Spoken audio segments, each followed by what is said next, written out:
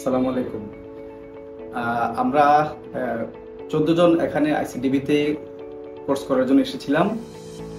তো আমরা খুব আনন্দের সাথে জানাচ্ছি যে সাফল্যের সহিত আমরা কোর্সটি শেষ করেছি। চেষ্টা করেছি যতটুকু আমাদের এক্সপিরিয়েন্স, আমাদের মানিক স্যারের সহযোগিতা সবকিছু মিলিয়ে আমরা চেষ্টা করেছি কোর্সটাকে সফলভাবে সম্পন্ন করার জন্য। এবং আজকে এই কোর্সের সমাপ্তি, এবং আমরা আনন্দের সাথে জানাচ্ছি যে আমরা কোর্সটি সফলভাবে সম্পন্ন করেছি।